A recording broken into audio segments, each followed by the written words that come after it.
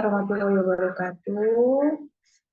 Selamat datang bunda-bunda sahabat kita semuanya. Yang terhormat bunda-bunda, yang terhormat Dr. Gigi Ika selaku narasumber kita hari ini.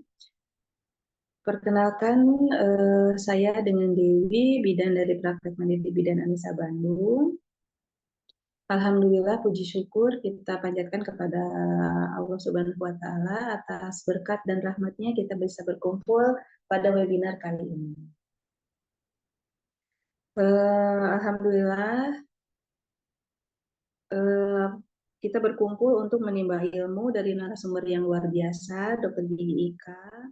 Meskipun dilaksanakan secara online, mudah-mudahan tidak mengurangi hasanah keilmuan kita pada hari ini.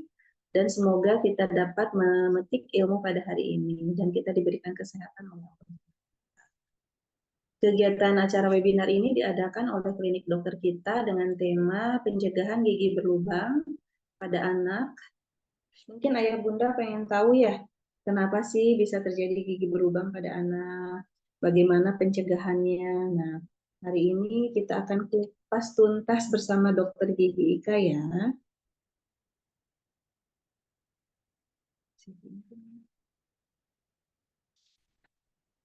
Oke. Sebelum mulai acara,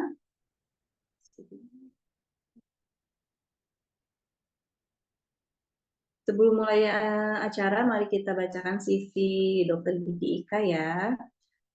Dokter Gigi Ika Nuriani, jabatan di IKNA, Kabid Edukasi di IKNA ID. Judul materi kali ini mengenal tumbuh kembang gigi pada anak. Kesibukan Dokter Gigi Ika merupakan ibu dari 2 orang anak, CEO Komunitas Perempuan Muda Karya, owner praktek Dokter Gigi Oto Hidayat, Dokter Gigi di UPTD Puskesmas Ciracap Kabupaten Sukabumi, Dokter Gigi di Klinik Utama Dokter Kita 1, Dokter Gigi di Klinik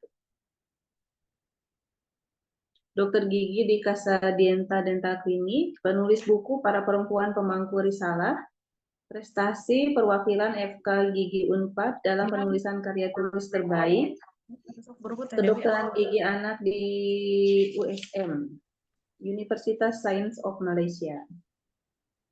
Nah, itulah CV dari narasumber. Obat diare pernah belum?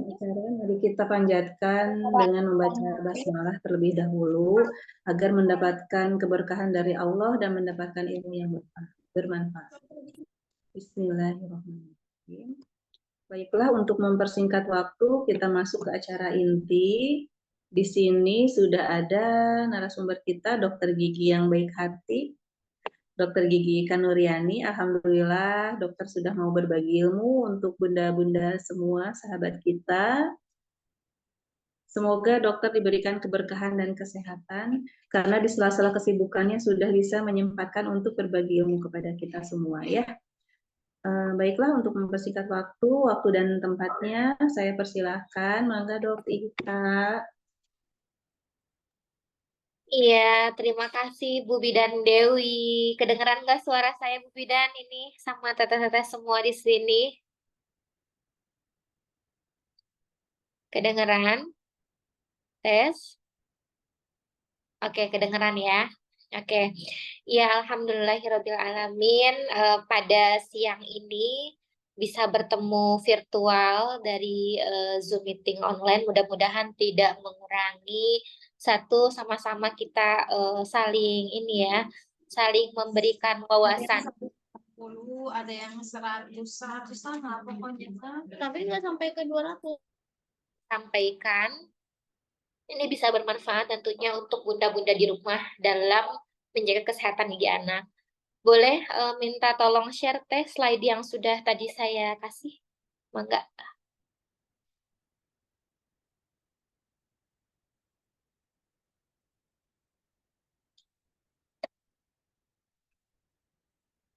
Oke, ya.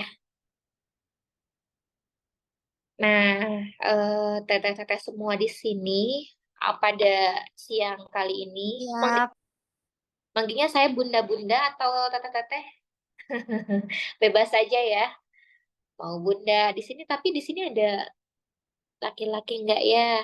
Ya udah berarti aman ya semuanya eh, bunda-bunda. Oke, pada tema kali ini adalah pencegahan gigi berlubang pada anak. Kenapa ini sangat penting? Karena boleh di slide teh. Karena eh, kasus ini tuh ya, kasus untuk anak-anak tuh sangat tinggi, masih sangat tinggi di Indonesia. Bahkan untuk data terbaru itu 93% anak Indonesia itu mengalami karies gigi dan hanya 7 dari 10 orang tua itu tidak menyadari bahwa anaknya itu kerusakan kerusakan terdapat kerusakan pada giginya atau kita kenal di sini dengan istilah karies pada gigi. Nah, apa sih penyebabnya? Nah, mungkin ini pengetahuan aja buat bunda-bunda di rumah gitu ya. Kenapa sih anak itu terutama di Indonesia sangat tinggi tingkat kariesnya. Apalagi kalau saya sekarang praktek misalkan mau di klinik, mau di puskesmas usia 3 tahun, usia 2 tahun sudah mulai terlihat banyak sekali anak itu gigi berlubangnya. Bahkan dikenal dengan istilah rampan karies ya Bunda. Kenapa rampan karies itu adalah jumlah dari gigi berlubang yang banyak. Bisa dilihat kan pada layar monitor ya, atau pada slide yang saya share di sini, dari setiap anak, anak itu memiliki 20 gigi anak ya, 20 gigi susu pada anak dan rata-rata 8 sampai 10 gigi anak yang terkena. Nah, ini diakibatkan dari kurangnya pengawasan dari orang tua. Saya sebagai dokter gigi mau saat di klinik, mau saat di seminar itu bilang kepada orang tua, ibu atau bapak yang menentukan keberhasilan anak kita ini terbebas dari karies itu adalah kitanya sendiri. Karena dari jurnal-jurnal yang ada, bahkan sampai sekarang, Asosiasi Pediatrik Dentistry ya, Asosiasi Kedokteran Gigi Anak, itu menyatakan anak sampai usia 7 tahun itu harus diawasi. Jadi jangan dibiarkan anak itu sikat gigi sendiri, meskipun mungkin usia 1 tahun, 2 tahun kan anak tuh kekeh ya, kalau kata istilah Sundanya itu kekeh, pengen sikat gigi sendiri. Nah, tapi ternyata di teorinya aja 7 tahun itu butuh pengawasan kita, bunda-bunda. Makanya harus dipastikan metode pengawasan, metode untuk mempraktikkan teknik menyikat gigi yang benar pada anak itu harus dilakukan oleh orang tua. Karena sikat gigi dan pemilihan pasta gigi, misalkan saya singgung sedikit di sini, sikat gigi itu 80% menentukan keberhasilan bahwa anak kita itu bisa free dari karies. Karena yang menentukan itu adalah kualitasnya, bukan terletak pada kuantitas. Nah, saya ketika di klinik ada kasus pasien ya, saya tuh sikat gigi udah 3 sampai 4 kali, Dok, setiap hari. Tapi kenapa ya secara klinisnya giginya itu banyak sekali gigi berlubang, bahkan giginya banyak sekali karang gigi. Nah, itu diakibatkan dari teknik menyikat giginya yang salah. Maka ini sudah nilai raport nih dari WHO kalau 93% anak Indonesia itu mengidap karies atau gigi berlubang, oke? Nah, di sini ada gambaran ya, bunda-bunda semua. Ini adalah tahap dari 4 tabel yang di atas. Ini adalah tahapan dari gigi berlubang. Nah, ini adalah anatomi dari gigi kita. Kalau misalkan nih, dok udah kecabut giginya, kan suka ada ya ketika datang ke puskesmas atau ke klinik itu suka ada, dok udah kecabut giginya, tapi ternyata gitu ya, gigi anak juga nggak hanya terbentuk dari mahkotanya aja, karena kan rata-rata anak tuh goyang ya. Tapi ada beberapa anak itu yang memiliki akar cakram seperti gigi belakang, bunda-bunda. Nah, gigi belakang itu biasanya kita itu memerlukan tenaga profesi dokter gigi untuk mencabutnya, karena rata-rata gigi anaknya itu akar cakram, terdiri dari 2. Atau biasanya benih gigi insisif anak-anak ya yang gigi depan, dan gigi taring biasanya yang terbentuk dengan sempurna juga akarnya panjang. Jadi dibutuhkan tenaga profesi dokter gigi yang harus mencabut gigi anak bunda-bunda. Nah, di sini adalah gambaran dari proses terjadinya karies pada anak. Nah, oke. Awalnya ya, kalau yang gambaran sebelah apa tuh berarti sebelah kiri ya, lubangnya itu baru sampai enamel lapisan yang teratas, kemudian lapisan yang kedua baru sampai dentin ya. Biasanya kalau gigi berlubang baru sampai dentin ya, yang lapisan kuning, biasanya kan di sana itu ada serabut-serabut saraf. Nah, serabut-serabut saraf ini yang menimbulkan sensasi ngilu pada saat makan yang panas, pada saat minum yang dingin atau yang manis, biasanya suka ngilu-ngilu.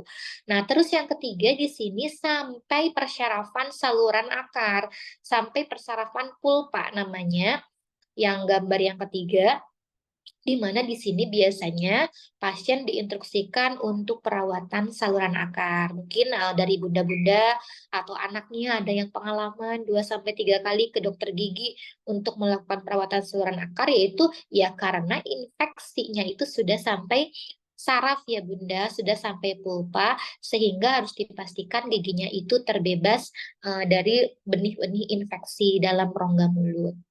Kemudian, bahkan gambar yang keempat, yang paling kanan, itu disertai dengan membran periodontal. Membran periodontal itu penyelimut gigi ya, penyelimut gigi dan akarnya. Nah, itu mengalami kegoyangan. Biasanya mengalami kegoyangan dialami oleh anak-anak yang dengan kasus abses atau bengkak atau mengenai di gigi orang tua ya, yang memiliki kegoyangan atau misalkan yang sering begadang dengan lama-kelamaan ya, yang punya aktivitas tingginya itu malam hari, rata-rata giginya cepat goyang. Oke, slide lagi, Teh. Oke, slide yang selanjutnya yaitu faktor yang menyebabkan karies gigi. Jadi ada 4 faktor, Bunda-Bunda. Bahkan ada 5 faktor, tapi di sini saya sertakan 4 faktor. Pertama, yaitu terjadinya karies gigi itu diakibatkan dari 4 faktor. Mikroorganisme biasanya adalah Streptococcus mutans ya, yang benar-benar menyumbang terbanyak gitu ya, yang menyebabkan kita itu cepat untuk kariesnya giginya.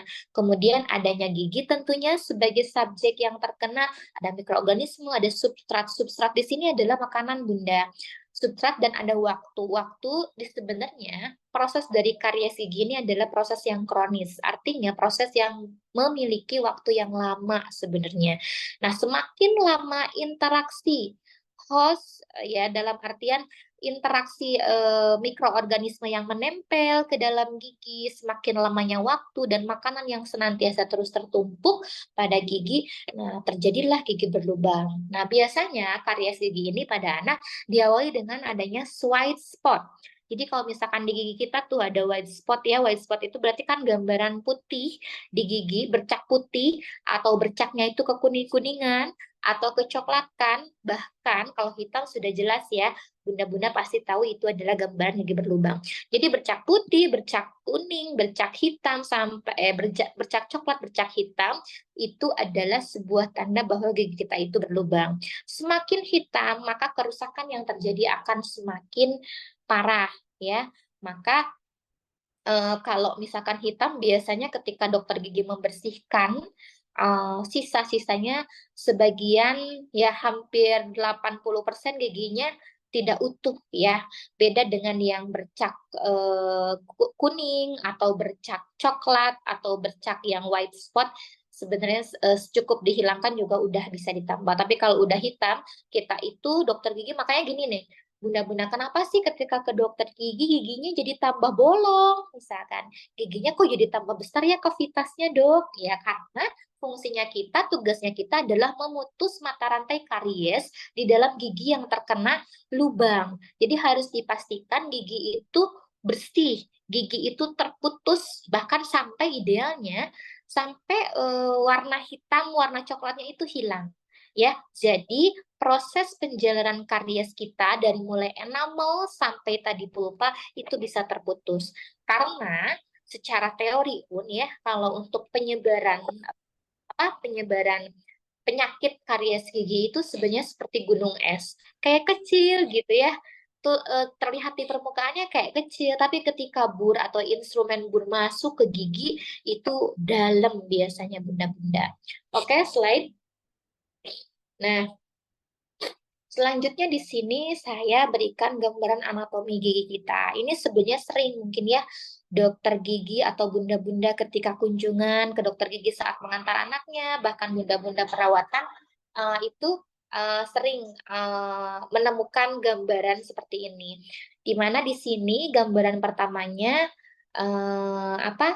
Lubangnya itu terdapat di enamel ya. Gambar yang paling kiri, lubangnya terdapat di enamel biasanya untuk dalam batasan enamel atau ada gambaran yang putih itu ya, mahkota gigi biasanya tidak terlalu mengganggu aktivitas. Bahkan pasien nggak kerasa kok dok, padahal secara klinisnya sudah terlihat ya ada garis hitam di fissure atau ya di struktur anatomi gigi pasien tersebut. Tapi biasanya pasien nggak ngerasa apa-apa. Tapi ada juga pasien yang peka suka ngerasa linu. Jadi karena sensitivitas kita itu kan beda-beda ya nyerinya gitu ya. Ada yang sensitif, ada yang enggak. Kemudian kalau misalkan sudah nyampe lapisan dentin ya, lapisan yang kuning, biasanya itu suka ngerasa ngilu ya. Ngilu tapi nggak ngilu banget, cuman kerasa ngilu pas saat minum dingin gitu ya, ngilu. Atau pas saat makan yang manis ngilu gitu ya. Nah, itu biasanya tanda bahwa lubangnya itu sudah sampai dentin. Kemudian yang ketiga itu gambaran yang paling kanan di sini adalah gambaran di mana lubangnya sudah sampai tadi ya pulpa atau saraf gigi. Nah, ini ada dua kemungkinan ya nanti rencana perawatannya. Kalau misalkan sampai jadi penjalaran gitu ya ke bagian kan gigi kita itu nggak hanya ditopang sama gigi ya bunda-bunda, kita itu ditopang sama organ yang lain yaitu jaringan periodontal. Jaringan periodontal itu kan seperti gusi, kemudian tulang alveolarnya. Nah, kalau misalkan ya gusinya bengkak, tulang alveolarnya, tulang kita itu udah penurunan, kan ada resiko kegoyangan dan ini biasanya diakibatkan dari infeksi. Infeksinya itu dari karies. Nah, kemungkinan ada dua. Ada bisa dirawat ya, dirawat jaringan periodontalnya tergantung dari faktor penyebabnya. Ada juga memang bisa dirawat giginya kalau giginya masih bagus dan yang mendukung jaringan periodontalnya harus cukup.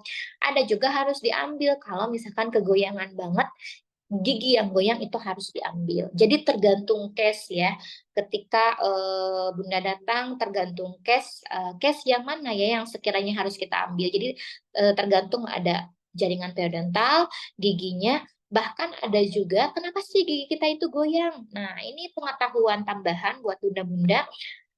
Gigi goyang biasanya juga diakibatkan dari faktor sistemik, bunda-bunda ya. Faktor-faktor sistemiknya itu diantaranya kalau misalkan kita terlalu mengkonsumsi obat, misalkan ada obat tensi gitu ya, obat yang penurun darah tinggi, atau misalkan obat yang lain lah ya, yang cancer dan lain sebagainya, biasanya itu mengakibatkan gusinya ya, terutama yang punya riwayat darah tinggi, karena itu terus-menerus ya pasien itu mengkonsumsi minum obat gitu. Nah, biasanya itu giginya pada goyang karena gusinya pada bengkak. Nah, itu harus dihentikan biasanya. Tapi harus atas dasar izin dokter tentunya ya. Oke, slide. Nah, ini adalah gambaran struktur anatomi gigi ya. Nah, ini sering. Nah, di sini saya mudah-mudahan bisa sambil menjelaskan. Kenapa ini itu penting untuk kita semua bunda-bunda? Karena dari gambaran ini kita bisa mendapatkan apa ya? Korelasi-korelasi yang berhubungan dengan penyakit-penyakit kita. Nah, biasanya begini, kenapa tadi dikatakan bahwa orang yang punya aktivitas di malam hari yang panjang gitu ya, seperti misalkan tentara atau misalkan dia banyak ruang kerjanya di malam hari gitu ya, ini diakibatkan karena sel makrofagnya yang terus-menerus menghasilkan. Jadi, sel makrofag yang terlalu banyak dapat menstimulasi penurunan tulang, pembengkakan gusi, serta kegoyangan. Bahkan kalau saya selama 6 tahun praktek sering menemukan kalau tentara itu banyak banget numpuk karang giginya karena aktivitasnya yang malam hari dan aktivitasnya banyak di luar. Nah, jadi ini juga sangat berpengaruh. Terus misalkan ketika di lapangan ya, kenapa sih orang yang pesisir pantai atau orang yang dekat ke pantai giginya cukup kuat? Tulang-tulangnya itu pada kuat, giginya pada kuat, karena komponen yang dia makan proteinnya tinggi. Ini juga sangat berpengaruh. Gigi orang Bandung beda dengan orang Sumatera, gigi orang pesisir pantai beda dengan pegunungan, ya. Makanya faktor dari konsumsi protein juga itu sangat berpengaruh terhadap ketahanan gigi. Nah, protap biasanya ya, protap yang dilakukan oleh kita sebagai dokter gigi biasanya bukan hanya apa ya, pada saat keluhan saja. Tapi kenapa di sini itu penting saya memberikan gambaran? Biasanya ada orang tua misalkan yang kena penyakit jantung, pasang ring dan lain sebagainya. Protapnya itu harus dilihat dari giginya. Harus dibersihkan dulu karang giginya, harus ditambal dulu gigi yang lubangnya karena itu sangat menentukan sirkulasi darahnya. Makanya di gigi itu di sini kan ada sirkulasi darahnya, sel pemburu darahnya yang nyambung kepada bagian tubuh kita. Makanya ini sangat menentukan karena gigi itu adalah fokus pertama, pintu pertama bakteri itu masuk dari mulut kemudian ke gigi. Makanya pasti harus dicek SOP-nya sebelum masuk operasi, harus dicek dulu kondisi gigi dan mulutnya. Baik itu operasi, kemoterapi itu pasti butuh protap dari dokter gigi. Oke, slide selanjutnya. Nah, di sini pengetahuan untuk gigi bayi sebenarnya kalau ini ya, bukan ke gigi anak ya. Kalau nanti kita menjelaskan tentang periode gigi campuran, tapi ini pengetahuan saja kepada bunda-bunda biasanya ya yang sudah punya anaknya 1, 2, 3, 4 pasti sudah tahu ya ritme tumbuh gigi itu yang bawah dulu, kemudian nanti yang atas, kemudian disusul dengan gigi yang lainnya. Nah, biasanya fase anak memiliki gigi sulung yang tetap biasanya di jurnal-jurnal menyatakan di usia 24 bulan atau 2 tahun. Nah, tapi di sini saya sangat tekenin banget kepada bunda-bunda yang punya bayi, jangan biarkan mereka itu anak-anak kita untuk sikat gigi sendiri. Harus diawasi gitu ya, karena pengalaman saya anak 1, anak 2 terus menerapkan sistem itu meskipun biarkan saja mereka untuk bisa sikat gigi, berikan ruang kepada mereka itu untuk menyikat gigi sendiri supaya bisa merasakan, dan tentunya kita sebagai orang tua harus tahu dulu ya cara nyikat gigi yang benar itu seperti apa. Banyak sekali sih sebenarnya edukasinya di YouTube-YouTube, boleh bunda-bunda lihat. Tapi jangan biarkan anak kita bahkan ada yang 1 tahun suka dibiarin ya, tapi bilang ke dokter giginya sering sikat gigi. Ya iya sering sikat gigi, tapi yang diutamakan adalah benarkah cara menyikat giginya? Sudahkah kita mengawasi anak kita untuk menyikat gigi? Jangan dibiarkan ya, pokoknya sampai 7 tahun harus diawasi supaya anak kita free dari karies. Karena dan kalau giginya anak-anaknya bagus, biasanya pengunyahannya sempurna dan biasanya ini menentukan sistem pencernaan anaknya itu bagus. Tapi kalau giginya jelek, biasanya itu diakibatkan dari faktor-faktor sistemik yang lain ya. Anak yang punya kelainan misalkan tuberkulosis atau misalkan sering sering sering apa ya, sering mengeluh infeksi, sering demam dan lain sebagainya. Lihat saja giginya, cukup dilihat dari gigi bisa terlihat. Giginya banyak yang lubang biasanya anaknya cepat sakit ya, itu. Oke, slide. Oke. Kenapa sih anak-anak itu sangat rentan sama sakit gigi? Ya jelas ya, fase anak itu fase yang memang makan itu mereka tidak tahu kan makanan yang bernutrisi sehat seperti apa, kecuali kalau kitanya para bunda-bunda yang tidak berhenti untuk mengedukasi anak. Anak itu sangat senang sekali dengan makanan yang manis ya, dengan makan permen-permenan, dengan makan yupi, es krim dan lain sebagainya. Itu bukan dilarang, Bun, tapi itu kita kendalikan. Ya, itu nggak dilarang karena setiap anak maksudnya punyalah hak untuk mereka bisa merasakan makan yang manis. Nah, tapi yang harus tindakan preventif yang harus kita lakukannya adalah ya bagaimana gitu ya. Oke, boleh anak makan apa? Makan makanan yang manis tapi tapi harus dijaga, dikendalikan dan tentunya pada saat membersihkan di bawah pengawasan orang tua. Kemudian biasakan anak, kalaupun kita nggak sempat untuk membersihkan giginya, biasakan anak itu untuk minum air mineral, minum air putih supaya ternetralisir dari endapan-endapan makanan manis, endapan makanan yang asam, yang itu dapat mempermudah bakteri itu berinteraksi dengan struktur dari gigi. Oke, nanti slide lagi, Teh. Oke, slide lagi ya. Nah, nanti mungkin ada juga ya skemanya gitu ya. Kenapa tadi itu makanan yang manis? Sebenarnya makanan yang manis itu enggak. Nah, ini ya. Ini adalah skema ya. skema kenapa sih sampai menjadi gigi itu berlubang. Makanan yang manis, sebenarnya kalau di teorinya nggak terlalu ini ya, maksudnya nggak terlalu menyebabkan gigi berlubang, tapi karena makanan manis anak-anak itu banyak banget, sehingga terakumulasi manis-manis-manis, maka rentan bakteri itu untuk tumbuh subur kan di area gigi anak-anak. Nah, makanan yang semakin tertumpuk ya, impaksi makanan yang semakin tertumpuk, semakin nggak kerasa di bawah sampai dia itu tidur sehingga menjadi respon asam. Nah, respon asam ini yang menyebabkan bakteri Streptococcus mutans itu bisa langsung zret gitu ya, bisa langsung berinteraksi dengan gigi kita. Makanya kalau misalkan saya sering menerangkan orang-orang Palembang ya, mohon maaf ya saya mention atau yang senang dengan makanan yang asam, coba lihat deh giginya, biasanya akan cepat berlubang. Ya, karena interaksi asam itu yang paling cepat menyebabkan gigi itu berlubang. Nah, ini slide selanjutnya adalah proses dari terjadinya gigi berlubang. Proses dari terjadinya gigi berlubang ini, nah tadi di sini ya, pertamanya itu plak. Nah, sebenarnya plak itu menempel ya. Plak itu menempel 48 jam, Bunda-Bunda. 48 jam matang di gigi kita. Jadi kalau waktu saya kuliah ya, dosen saya itu bilang, kalau mau sehari sekali juga nggak jadi masalah kalau sikat gigi. Tapi mampu nggak kamu untuk benar-benar memaintenance, benar-benar berhasil gitu untuk menyikat giginya gitu ya. Karena plak itu matang 48 jam. Dengan instruksi nasional internasional menyarankan 2 kali sehari ini, ya setidaknya kita meminimalisir perlengketan atau menempelnya bakteri menetap di rongga mulut kita. Jadi plak nempel dulu, awal-awal itu adanya plak ya. Awal-awalnya plak itu apa ya? Lapisan biofilm ya, Bunda.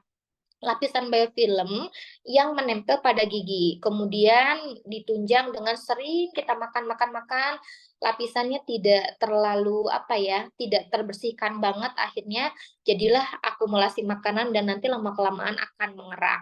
Nah, mengeraknya ini bisa menjadi karang gigi dulu kalau misalkan nempel ya, tapi bisa juga seiring dengan faktor kan, kalau di gigi itu menjadi gigi berlubang kalau faktor demineralisasinya lebih besar daripada faktor remineralisasi. Demineralisasi itu adalah istilahnya itu berarti bakteri jahatnya lebih kuat dibanding faktor-faktor yang menyebabkan gigi itu bertahan. Apa sih yang menyebabkan faktor-faktor gigi itu bertahan? Faktor yang menyebabkan gigi itu bertahan ada fluoride, ada ikatan zat kimia ya, fluoroapatit, kemudian ya pada saat kita sikat gigi lah. Nah, itu faktor-faktor remineralisasi yang memperkuat gigi kita. Tapi yang memperparah itu seiring dengan makanan, kan tadi ya, waktu, kemudian juga mungkin ditunjang dari pola sikat yang tidak baik, maka proses demineralisasi itu terjadi. Nah, kemudian impaksi makanan, selanjutnya jadilah kan ada kavitas atau ada rongga yang menyebabkan gigi kita itu berlubang, baik itu dari lapisan enamel sampai nanti yang terakhir pulpa. Nah, itu jadi prosesnya itu sebenarnya lama, cuman kitanya yang kadang-kadang tidak peka dan kurang mengenali gejala dari gigi berlubang. Oke, selanjutnya tadi ya sudah saya jelaskan bahwa tanda awal dari gigi berlubang itu apa aja? Ada bintik putih, ada bintik kuning kecoklatan, ada bahkan warnanya sampai hitam. Kemudian enamel rusak disertai dengan apa? Disertai dengan tadi ya bintik kecoklatan sampai hitam, sampai bisa dia itu terdapat kavitas ya, rongga pada gigi. Semakin gelap ya akan semakin menandakan bahwa memang karies itu sudah berkembang, bahkan sampai lapisan terbawah. Oke, slide teh selanjutnya. Terus slide. Oke, terus lanjut. Oke, lanjut. Nah, ini lubang. Nah, lubang itu sebenarnya tadi kalau gigi itu seperti proses gunung es ya. Terlihat kecil tapi ternyata dia itu sangat dalam. Nah, lubang itu sebenarnya tidak menentukan karena biasanya pada anak lubangnya besar. tapi kedalamannya biasanya masih superficial atau masih di atas gitu ya, karena ini tergantung dari struktur anak. Anak itu yang sering saya temukan bunda-bunda tampan kariesnya banyak akibat dari baby bottle karies. Kemudian gigi tetap muda itu menyerang 6 sampai 8 tahun. Biasanya anak sudah punya gigi permanen tapi dia rentan untuk lubang, sehingga ketika dia datang ke dokter gigi, alat masuk, benih giginya belum cukup karena baru sampai di crown-nya atau mahkotanya, bawahnya itu masih rawan, sehingga begitu instrumen masuk, ini banget ya, maksudnya cepat ya, rawan sekali untuk rusak. Nah, biasanya ini sebenarnya tidak jadi patokan ya. Kalau berukuran kecil tidak bergejala, tapi kalau misalkan kedalamannya tadi bahkan mengenai pulpa, ini bisa juga terjadi. Tapi rata-rata di sini saya akumulasikan rata-rata lubang berukuran besar menimbulkan apa? Sakit saat mengunyah. Kemudian juga karena lubang berukuran besar kan rata-rata dia sudah kena ya jaringan periapikalnya, sehingga sakit saat giginya itu digigitkan. Giginya itu sekat saat makan sakit. Ini biasanya ada istilah abses atau giginya bengkak ya. Kemudian ada istilah ya, tapi jarang ya. Jarang kalau mengenai gigi anak ada kista, jarang. Rata-rata sih kalau anak-anak masih abses, apalagi pada fase periode gigi campuran. Kemudian ini gigi anak menjadi lebih sensitif. Sudah jelas ya kalau anak sih rata-rata responnya itu, ambangnya itu masih sedikit ya, sehingga ada sentuhan sedikit respon dia itu jauh lebih tinggi. Nah, nyerinya baik itu dari nyeri yang ringan sampai tajam, biasanya ini tergantung dari sejauh mana karies gigi itu berhentinya di area mana, apakah di area enamel atau pulpa. Oke, slide. Maaf ya.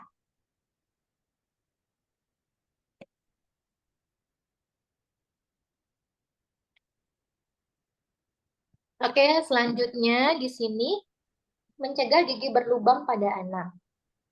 Mencegah gigi berlubang pada anak di sini sangat dibutuhkan banget. Kita sebagai orang tua 75% itu menentukan keberhasilan gigi anak kita itu free karies. Ini boleh dibuktikan ya bunda-bunda, bagi yang pengawasannya ketat kepada anaknya, tidak membiarkan anaknya untuk sikat gigi sendiri, apalagi sebelum usia 7 tahun, rata-rata berhasil. Atau menekan angka karies gigi pada anak. Nah, kenapa di sini dikatakan bahwa air mineral itu sangat menunjang, sangat berpengaruh kepada kesehatan gigi anak-anak kita, karena mampu menetralisir kondisi pH dalam rongga mulut. pH asamnya bisa ternetralisir dengan cukup minum air ya, meskipun tetap anjurannya adalah sikat gigi sebelum tidur biasanya. Buah dan sayur ini sangat menunjang ya untuk kesehatan komponen dari bagian penyusun gigi, apalagi pada saat fase gigi campuran. Anak mengalami tumbuh kembang dari gigi susu ke gigi sulung, makanya ini sangat disupport banget. Dan ini juga bisa menjadi pengetahuan bagi bunda-bunda yang sedang hamil.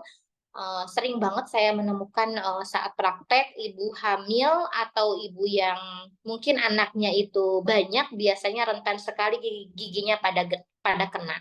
Karena ini tidak seimbang ya, tadi asupan makanannya bisa jadi juga asupan dari kalsiumnya yang terus tergerus mungkin saat tumbuh kembang janin, ini sangat berpengaruh juga ke gigi kita.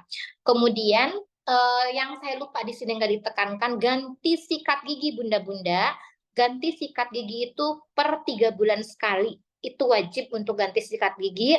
Tanda dari sikat gigi kenapa sih harus diganti? Kalau misalkan ada bulu sikat yang udah di luar dari jalurnya, itu harus segera diganti. Idealnya 3 bulan sekali. Kalau gimana ya kalau kurang dari 3 bulan? Oh, berarti ya alhamdulillah cepat aja, tapi jangan sampai lebih dari itu, dan jangan memakai sikat gigi secara berjamaah. Satu untuk 2 orang jangan, karena gigi itu, kuman di gigi itu nyebar. Biasanya kalau misalkan satu kena, gigi lubangnya biasanya yang berdampingan ya dengan gigi sampingnya biasanya kena, karena sifat gigi itu menular ke gigi sebelahnya. Oke, selanjutnya tadi ya sudah ya. peran orang tua, kemudian menyikat gigi 2 kali sehari, dan gunakan pasta gigi berfluoride. Gunakan pasta gigi berfluoride ini, fluoride ya, atau pasta gigi itu sebenarnya katalis saja. Saya tidak menyarankan harus pasta gigi yang seperti apa, tapi fluoride ini adalah katalis. Katalis saat kita menjaga kesehatan gigi. Nah, idealnya kalau di teori untuk anak yang kurang dari 2 tahun sebenarnya tidak perlu memakai pasta gigi. Tapi kenyataannya kan untuk menstimulasi anak ya. Jadi ada benarnya juga kalau dari pihak-pihak penerbit ya, pihak-pihak yang menciptakan pasta gigi untuk anak, ya itu adalah sebagai pen-trigger anak untuk menyikat giginya itu senang, ada rasa anggur, ada rasa jeruk, ada rasa stroberi gitu ya. Tapi idenya sebesar biji jagung. Jangan sampai sikat gigi itu seperti misalkan di iklan-iklan harus penuh seluruh permukaan sikatnya penuh sama pasta gigi, nggak boleh, nggak disarankan. Cukup sebesar biji jagung itu juga cukup ya, karena yang paling penting itu adalah terletak pada teknik menyikat giginya. Oke, simpulannya adalah gigi berlubang ini menyebabkan rasa yang tidak nyaman ya bagi anak, bagi kita, bagi yang terkena. Kemudian pada anak biasanya terjadi karena oral hygiene yang buruk, kebiasaan manis, kemudian minim terhadap minum air mineral, minim menggunakan fluoride, dan gigi sensitif. Kemudian biasanya juga terletak kepada pengetahuan dari kita sebagai orang tuanya yang minim terhadap deteksi dini dari karies gigi. Nah, pencegahannya apa aja? Menyikat gigi secara teratur ya, makan buah dan sayur yang cukup. Apalagi di sini biji-bijian dan seafood, karena di sini kaya dengan protein tadi. Jadi yang benar-benar membentuk gigi kita itu kuat, rata-rata yang proteinnya bagus. Makanya orang yang tinggal di lautan, di pantai ya, biasanya keras-keras karena proteinnya tinggi. Biasanya kuat-kuat giginya. Dan fluoride ini sebenarnya adalah membantu terhadap remineralisasi gigi. Remineralisasi gigi itu adalah gigi mampu bertahan dari terjadinya gigi berlubang. Oke, gitu dulu Teh Dewi, Mangga. Cukup sekian pemaparannya. Mudah-mudahan bisa membantu bunda-bunda di sini dalam menjaga kesehatan gigi anaknya. Mangga.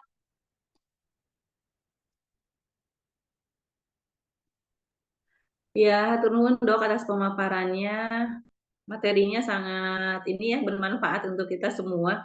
Ternyata baru tahu ya dok ya, kasus gigi karies itu tinggi banget ya untuk anak-anak, masya Allah. Jadi tamparan keras nih buat kita semua ya. Oke, untuk selanjutnya mungkin kita buka sesi tanya jawab ya dok ya. Nggak boleh Teh, langsung aja. Iya, mangga untuk peserta ada yang mau ditanyakan mungkin? Ya. Kalau belum ada mungkin boleh saya yang bertanya ya dok ya. Mangga Teh. Mohon, tadi ada yang menarik ya dok ya. Ternyata struktur gigi itu dipengaruhi oleh protein juga ya dok ya. Iya, betul. Kekuatan gigi maksudnya. Eh, Kalau yang ingin saya tanyakan dok, kebetulan saya bukan pencinta daging. Jadi protein yang saya suka itu cuma telur ya, terus Ya. protein nabati. Terus apakah kekuatan gigi dipengaruhi oleh genetik juga atau enggak ya dok ya? Soalnya gigi saya dibanding gigi suami itu lebih kuat gigi saya. Jadi paling waktu itu ke dokter itu ada gigi berlubang ditambah gitu ya dok ya. Belum ada yang tanggal, alhamdulillah. Kecuali kalau yang ada satu tuh gigi geraham waktu saya scaling itu patah mungkin karena terlalu banyak karang gigi kali ya dok ya. Jadi satu gigi itu yang pernah tanggal. Sedangkan suami itu pecinta daging ya, ibaratnya daging, ikan itu suka, tapi giginya udah pada copot gitu dok. Apakah pengaruh genetik juga? Soalnya kebetulan mama mertua juga giginya dibanding mama saya memang lebih kuat mama saya gitu. Jadi masih utuh gitu kalau mama. Itu mungkin dok yang ingin saya tanyakan, genetik berpengaruh atau tidak. Iya, Teh. Terima kasih. Iya betul Teh Dewi, betul tadi bilang kalau memang tidak itu kan hanya satu faktor. Itu adalah faktor dapatan biasanya. Faktor dapatan memang mempengaruhi dari makanan. Makanan habit yang mungkin bisa mendominasi 70% ya pola hidup Iya. kita. Gigi juga ditunjang dari genetik, betul. Biasanya begini, kenapa dikatakan genetik? Genetik itu kan bisa dapatan dari keturunan, tapi juga bisa Ya. dapatan pada saat proses tumbuh kembang saat kita dibentuk juga. Oh Nah, iya iya iya. paham ya di area sana gitu ya. Makanya Hmm. apa? Kalau misalkan kita ingin menginginkan proporsi dari benih gigi yang bagus, mungkin Teh Dewi ini sangat bersinggungan ya dengan bidang kita ya, bidan gitu ya. Ya, Dan nyambung dok. bidang Teh Dewi Oh, betul. ya, asupan kalsium itu yang harus cukup. Ya, Iya mungkin iya. kalau dulu saya hamil yang kal 900 itu terus dikonsumsi. Ya. Kemudian apa faktor-faktor dari pemeliharaan ibu hamilnya, kondisinya gitu ya. Jadi disarankan hamil itu harus free kalkulus, harus free dari karang gigi, karena ini Hmm, apalagi menentukan proses mungkin trimester pertama ya Teh Dewi. Proses iya. Bang, janin itu apa mengalami sebuah ya proses pembentukan termasuk mungkin di sini berpengaruh kepada giginya.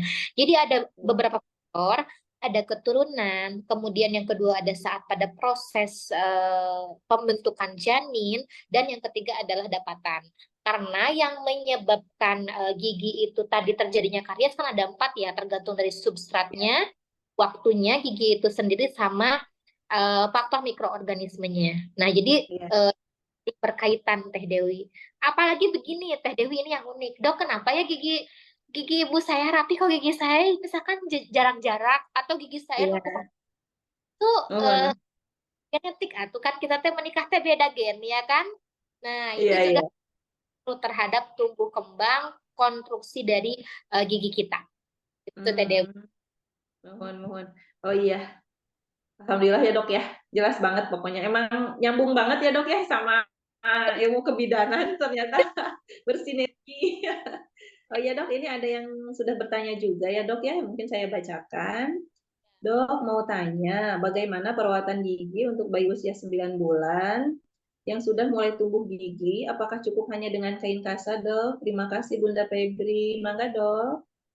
Bunda Febri, ya terima kasih pertanyaannya. Sebenarnya Bunda ya untuk idealnya pada saat anak itu sudah tumbuh gigi bahkan baru separohnya dari satu gigi satu setengah misalkan muncul erupsi giginya itu kalau misalkan memang secara teori boleh memakai dengan kain kasa. Tapi kalau misalkan 9 bulan biasanya anak itu sudah tumbuh 4 gigi ya biasanya. Dua bawah, dua atas. Nah, itu sudah mulai bisa pakai sikat gigi, tapi tentunya dengan aturan klasifikasinya. Karena kalau sekarang kita main tuh ya Bunda ke Indokids ya atau Baby Kids atau apalah, biasanya kan ada parameter sikat gigi yang digunakan untuk kita sebagai ibu ya. Ada yang mulai dari bulunya halus, bahkan dari karet-karet dulu misalkan ya. Tapi ya kalau yang aman dan tidak mengiritasi ya kalau mau pakai yang berbulu halus juga nggak apa-apa, langsung disikat gigiin Bun. Jadi memang yang menentukan berhasil itu adalah proses memastikan gigi anak kita itu terbebas dari plaknya, endapan makanannya.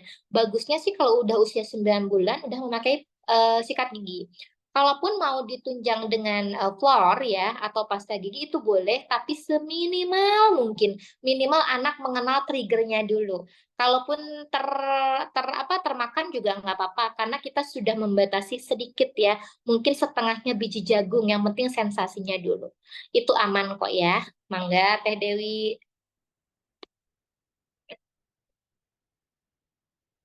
Teh Dewi nggak kedengeran. Terima Oke, kasih, dok, atas ya, pemaparannya, jawabannya. Lanjut ke pertanyaan berikutnya mungkin ya, dok, ya, dari Bunda Puputuzia. Dok ya. Ikuy mau tanya, kalau anak usia 4 tahun giginya berlubang, apa yang harus dilakukan sebagai orang tua? Terima kasih. Oke. Oke, baik Bunda Pupu, terima kasih pertanyaannya. Oke, untuk usia 4 tahun, anak rata-rata kooperatif ya Bunda, jadi sudah cukup untuk dia itu mendapatkan treatment ya. Jadi usia 3 tahun juga, saya waktu pernah merawat beberapa 3 sampai 5 anak, merawat 3 tahun, mereka-mereka semua itu sudah bisa memberikan apa ya, koordinasi yang baik antara dokter dan juga anaknya. Usia 3 tahun sudah bisa dirawat. Apalagi ini dengan usia anak 4 tahun. Cukup dengan Bunda mempersiapkan afirmasi yang positif kepada anaknya, mempersiapkan supaya mindset dokter gigi menakutkan dan lain sebagainya itu udah terbuang lah dari anaknya gitu ya. Jadi first time dia itu datang ke dokter gigi juga kita sebagai orang tua harus mempersiapkan, karena biasanya lingkungan juga menentukan anak kita itu kadang takut ke dokter gigi, jadi harus dipastikan dianya semangat dulu. Kemudian sudah bisa dilakukan treatment, Bun.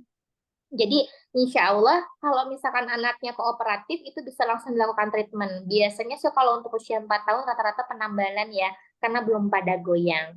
Jadi udah aman ya Bunda, mangga. Udah bisa siap anaknya untuk kooperatif. Iya, Bunda Puput mangga boleh bertemu sama Dok Iku ya di dokter kita ya mungkin ya Bunda Puput. Ternyata selain Bunda, ternyata ada ayah juga ya Dok ya. Kita beralih ke pertanyaan berikutnya dari Bapak Taufik Alamsyah.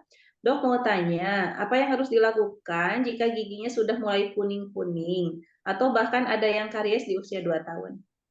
Ya, Enggak Dok? oke. Nah, ini biasanya kalau giginya sudah mulai kuning-kuning atau karies, mungkin biasanya ini dinilai dari habit ya. Mungkin apakah ini anak ngedot juga nggak, Bapak? Ngedot susu formula nggak? Biasanya sih yang punya habit ngedot susu, rata-rata anaknya itu giginya itu kuning. Atau bisa, ini sebenarnya deteksi indikasi anak itu terkena rampan karies. Tapi kuning itu bisa jadi akibat dari area gigi depan. Biasanya anak itu sulit untuk tersikat. Maka kita pastikan sebagai orang tua, area depan dari 4 atau 6 gigi anak itu harus tersikat banget. Saya pernah pengalaman, soalnya gigi anak saya yang pertama terlihat coklat, tapi manakala sudah benar tekniknya, diperbaiki cara menyikatnya, kuning itu bisa hilang. Nah, atau juga biasanya kuning itu bisa hilang saat anak bapak ibu bisa dikonsulkan ke dokter gigi, nanti dilakukan tindakan scaling. Meskipun 2 tahun tetap dengan gerakan yang smooth itu bisa hilang. Ya, jadi tergantung kondisi kasus dari gigi yang terkena. Kalau lubang jelas kita tambah, tapi di sini juga mungkin para dokter gigi yang tahu secara ilmunya tidak akanlah untuk memaksakan apa? Tidak akan untuk memaksakan anak itu menerima. Jadi makanya persiapan orang tua juga harus dipersiapkan ya saat ke dokter gigi mengafirmasi positif untuk anaknya supaya bisa menerima treatment. Karena nggak jarang Teh Dewi banyak yang ditakut-takutin loh ke dokter gigi itu, makanya Iya. harus sangat first impressionnya harus bagus. Iya, iya Dok, iya. Oke, terima kasih Dok. Kemudian ini ada yang bertanya juga Dok. Dok boleh Ya, spill nomor sikat gigi yang recommended atau ciri-cirinya? Enggak Dok? ini sangat penting ya. Bunda siapa namanya Teh? Bunda Mela. Oh, Bunda Mela ya. Spill untuk sikat gigi yang bagus ya. Sikat gigi yang bagus sebenarnya rata-rata kasus kita ya, apalagi untuk menjangkau area permukaan yang paling ujung disarankan ya Bunda Mela, kita mencari kepala sikat gigi yang kecil dan meruncing ke sudut. Nah, itu memudahkan kita saat proses menyikat gigi. Kecuali untuk gigi anak, cukup dengan sikat gigi yang kepalanya kecil juga udah cukup kalau gigi anak, karena kontur dari gigi anak itu bulat dan rata. Tapi untuk kontur gigi kita kan kalau dewasa semakin variatif ya, makanya harus mencari tools supaya sikat giginya itu kepala sikat yang kecil, kemudian runcing, dan bulu sikat yang kalau bisa jangan yang medium ya. Kalau medium saya nggak menyarankan. Saya lebih menyarankan yang extra soft. Kalau extra soft biasanya lebih safety. Karena bukan terletak kepada intensitas atau tenaga saat kita menyikat gigi. Biasanya ini generasi usia 40-50 ya. 40-50 itu rata-rata punya habit sikat gigi yang keras dan menekan sehingga area servikal atau area mahkotanya itu ada kayak potongan-potongan lah akibat dari penyikatan gigi yang terlalu keras, makanya linu-linu. Nah, disarankan kita pakai yang extra soft ya Bun. Kalau extra soft itu bagus, yang penting teknik sikat menyikat giginya yang benar. Bagaimana sih teknik menyikat gigi yang benar? Banyak sebenarnya di YouTube sudah banyak edukasinya, sudah bagus-bagus, tinggal Bunda pelajari dan peragain ya. Itu ya. Ekstra soft, bulu sikat yang kecil dan menyudut itu bagus. Itu aja Teh, mangga semoga manfaat ya Bunda, Bunda Mela. Ya, alhamdulillah dok. Terima kasih atas jawabannya. Eh, Sangat ini ya dok ya, sangat menambah wawasan ya dok ya. Ya, Mungkin dicukupkan ya. Mungkin dicukupkan ya dok ya, karena waktu juga sudah menunjukkan jam 15. Oke, mungkin akan saya bacakan kesimpulan ya dari materi yang tadi. Jadi ternyata saya juga baru tahu nih, kasus karies gigi itu 93% di Indonesia ya, banyak banget ya dok ya. Terus sebelum usia dari usia balita sampai usia 7 tahun untuk menyikat gigi itu butuh pengawasan orang tua. Jadi mungkin boleh anak dikasih kesempatan untuk menyikat gigi sendiri, tapi untuk endingnya, untuk finishingnya mungkin kita bantu ya dok ya. Takutnya ada sela-sela gigi yang belum apa namanya dibersihkan oleh anak ya, bisa kita bantu sehingga resiko kariesnya juga bisa dikurangi.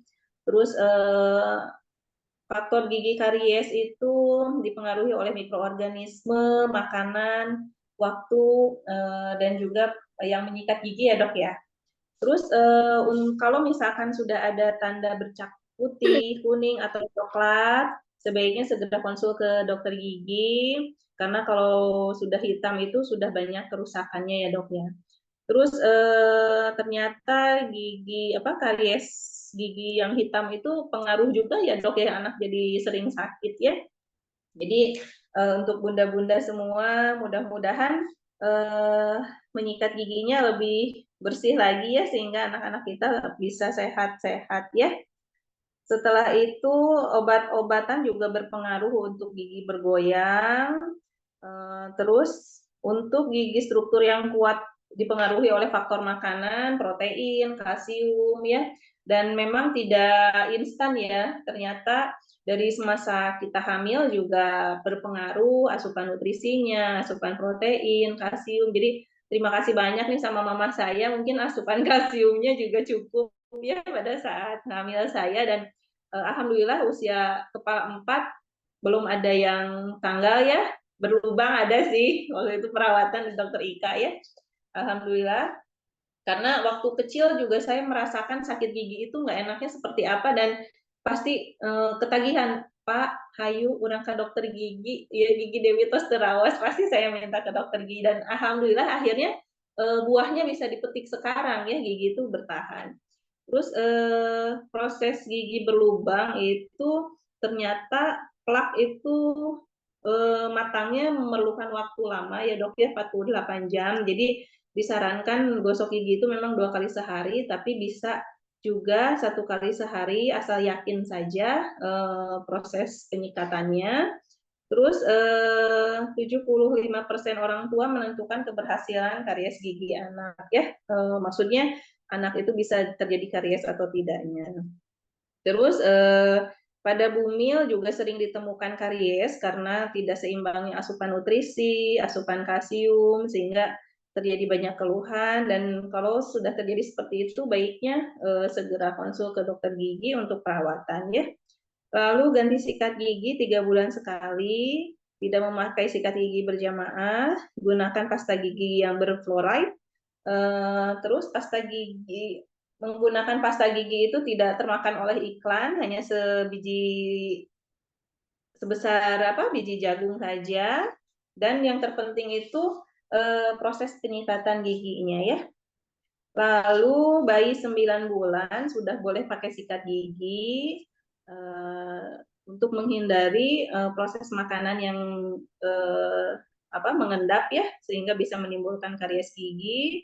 Terus untuk anak yang 4 tahun sudah berlubang bisa dilakukan treatment penambalan, kecuali kalau sudah goyang mungkin dilepas ya dok ya. ya. Terus gigi kuning rata-rata disebabkan juga berpengaruh dari minum susu formula. Area depan gigi anak harus benar-benar menyikatnya, bagian belakang, dalam, juga pinggiran-pinggirannya dok ya, biar tidak ada plak yang menempel. Lalu untuk sikat gigi disarankan yang kontur extra soft, terus kecil meruncing ke sudut, sehingga ujung-ujung gigi kita untuk yang dewasa itu bisa tersikat bersih ya dok ya. Ya, seperti itu. Biasanya disarankan usia 40 sampai 50 tahun ke atas ya dok ya, yang extra soft ya. Jadi termasuk sama saya. Karena giginya juga sudah mulai sensitif. Mungkin itu yang bisa saya simpulkan. Terima kasih Dokter Ika atas ilmu. Oh iya maaf sebelumnya mungkin saya mau promosi ya. Di klinik dokter kita selain ada dokter gigi umum juga ada dokter gigi spesialis anak, dokter gigi spesialis periodonsia, dokter gigi spesialis prostodonsia, dokter gigi spesialis konservasi gigi, dan dokter gigi spesialis ortodonsia. Banyak banget ya dok ya. Jadi untuk bunda, ayah yang ingin tahu lebih jelas, boleh hubungi kontak klinik dokter kita ya. Alhamdulillah untuk webinar kali ini berjalan dengan lancar. Terima kasih atas ilmunya ya Dok Ika. Semoga ilmunya bermanfaat dan berguna untuk semuanya. Anak-anak kita terhindar dari karies supaya tidak gampang sakit ya Dok ya. Dan untuk ibu hamil, mungkin yang bunda-bunda di sini ada yang sedang hamil, mangga perbaiki nutrisinya, asupan gizinya, kalsiumnya, supaya nanti anak kita juga giginya kuat ya. Mungkin dicukupkan sekian. Terima kasih narasumber, terima kasih ayah bunda yang sudah hadir di webinar kali ini. Mohon maaf kalau ada kekurangan, salah dan hilaf. Kesempurnaan hanya milik Allah. Baiklah, saya tutup saja dengan membaca hamdalah. Alhamdulillahirabbil alamin. Mangga sampai ketemu di webinar selanjutnya ya Ayah Bunda. Dok Ika makasih ya nuhun. Wassalamualaikum warahmatullahi wabarakatuh.